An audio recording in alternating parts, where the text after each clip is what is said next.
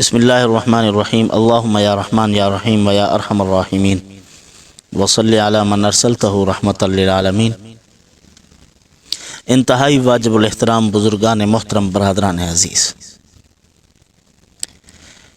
انسان اپنے حالات اور اپنے حادثات کے ساتھ نبرد آزما ہونے کے لیے، ان کے ساتھ نمٹنے کے لیے مختلف اسباب اور وسائل اختیار کرتا ہے، مختلف ذرائع کے ساتھ اپنے حالات درست کرنے کی کوشش کرتا ہے۔ حکیم، طبیب، ماہر لوگ کچھ سے کچھ فلسفے بیان کرتے ہیں اور تجربہ کار لوگ کچھ سے کچھ، جیسا کہ آج کل تجزیہ نگار بیٹھے ہوئے ہوتے ہیں، اپنی اپنی بات کر رہے ہوتے ہیں کہ اس طریقے سے آپ اس مصیبت سے نکل جاتے ہیں۔ ایک ظاہری اسباب ہے جس کو ہم اپنی آنکھوں سے دیکھ رہے ہوتے ہیں کہ یہ معاملات ہو گئے ہیں، اب ان کا حل کیا ہے؟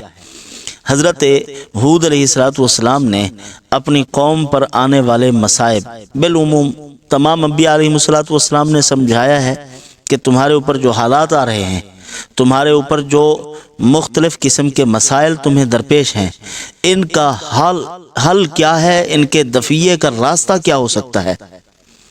تو وہ اپنی اپنے طریقے سے سوچ رہے ہوتے ہیں، جس طرح آج کل ہم اپنی محرومیوں کے اسباب باہر تلاش کرتے ہیں، کوئی کس کو ٹھہرا رہا ہے ذمہ دار، کوئی اپنی محرومی کا سبب کس کو ٹھہرا رہا ہے، کوئی حکومتوں کو کہتا ہے، کوئی مختلف لوگوں کے تجزیے ہیں، مختلف باتیں ہیں۔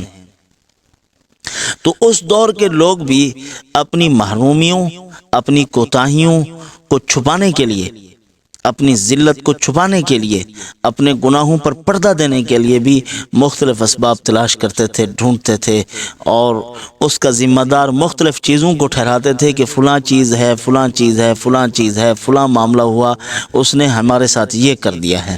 جس طرح دہریے لوگ ہر چیز کا سبب تلاش کرنے لگ جاتے ہیں کہ زلزلہ آیا تو کیوں آیا، بھی اس زلزلے کے یہ اسباب ہیں، وہ اپنے اسباب تلاش کرنا شروع کر دیتے ہیں، یہ نہیں کہتے کہ ہم نے دھرتی کو گناہوں سے گندا کر دیا ہے۔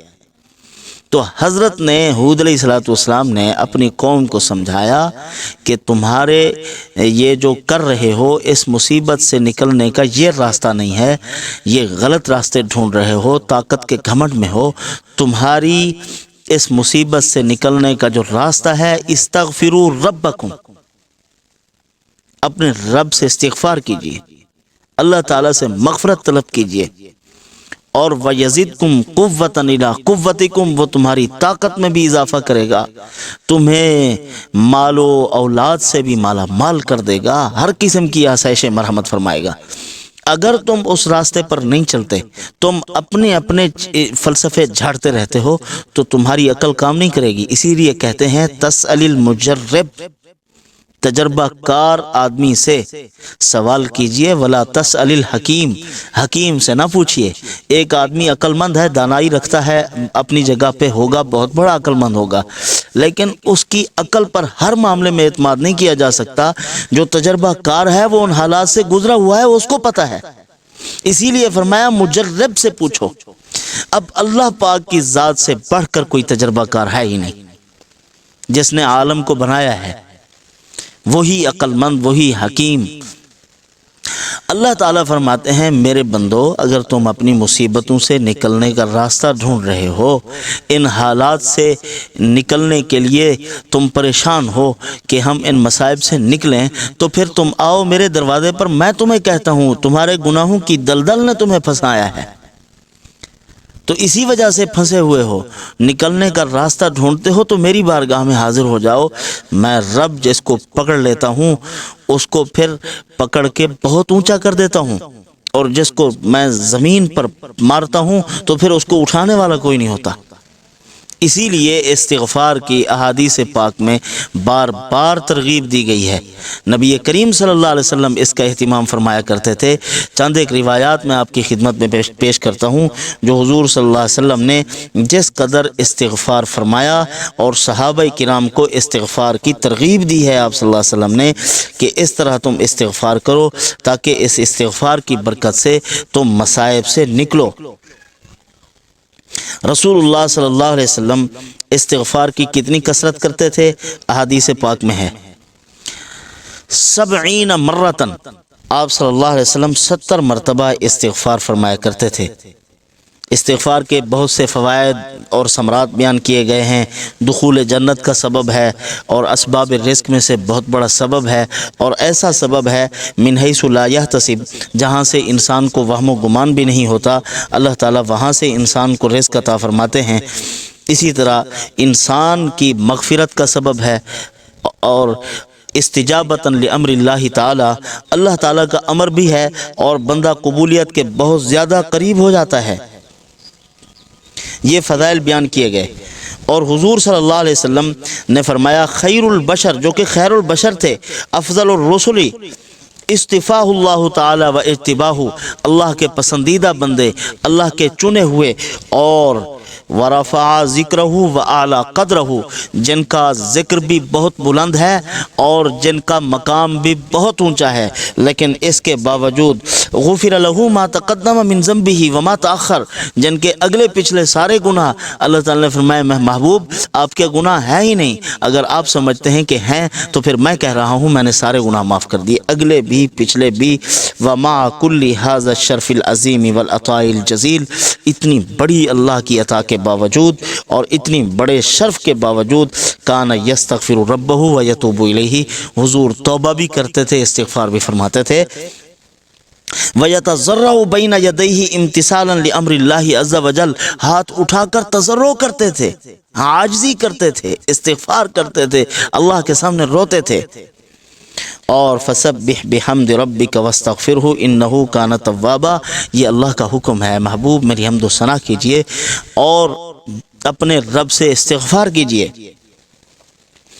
اور حضور صلی اللہ علیہ وسلم اپنے لیے بھی اپنی امت کے لیے بھی استغفار فرماتے تھے، اور فرمایا عن ابی ہریرہ رضی اللہ تعالیٰ عنہ قال سمعت رسول اللہ صلی اللہ علیہ وسلم یقول واللہ انی لاستغفر اللہ واتوب الیہ فی اليوم اکثر من 70 مرۃ، فرمایا حضور صلی اللہ علیہ وسلم دن کے اندر 70 مرتبہ استغفار فرما لیا کرتے تھے۔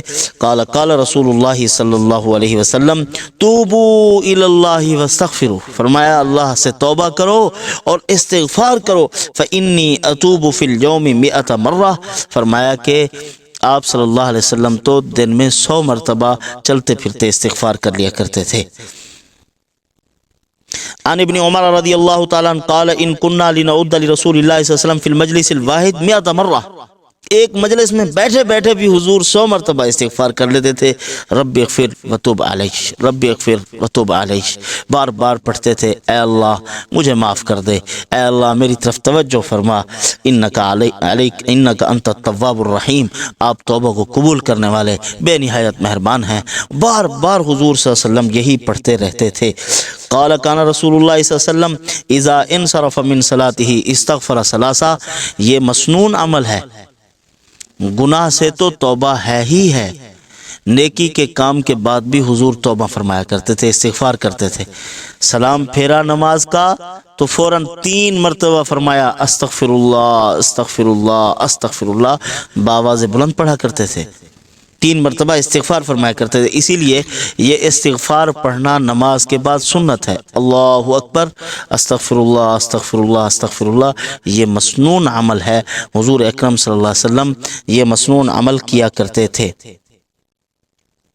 اور اسی طرح دعا تھی آپ صلی اللہ علیہ وسلم کی اللہم اغفر لی خطیئتی وجہلی واسرافی فی امری وما انت اعلم بہ منی، اللہم اغفر لی ہزلی وجدی وخطئی وعمدی، یعنی جو میں نے جان بوجھ کر کیے بھول کر کیے، اے اللہ خطائیں ہیں جہالت کی وجہ سے ہوئی ہیں، یعنی ایسے گناہ ہوئے کہ جن کی سمجھ ہی نہیں تھی، پتہ ہی نہیں چلا ہم سے گناہ ہو گئے، اپنی رحمت سے وہ تمام گناہ معاف کر دیجئے۔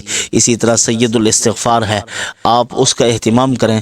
حضرت امام اعظم ابو حنیفہ رحمۃ اللہ علیہ نے اپنے بیٹے کو نصیحتیں فرمائی، جتنی شاگرد تھے ان کو نصیحتیں فرمائی، وصایا امام اعظم یعنی ان کی وصیتیں ہیں، اس کے اندر مختلف شاگردوں کو مختلف نصائح فرمائے۔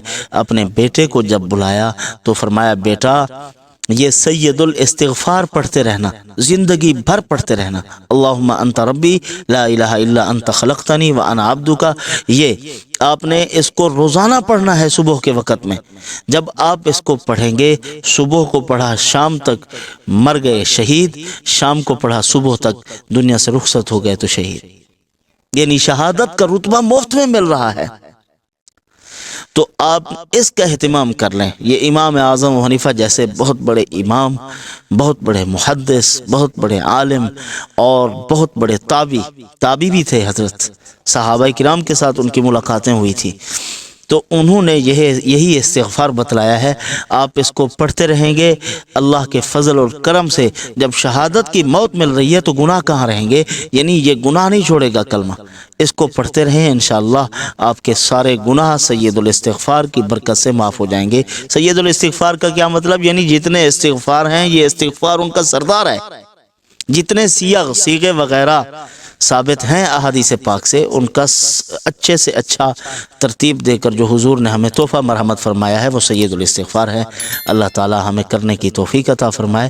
وما علینا الا البلاغ۔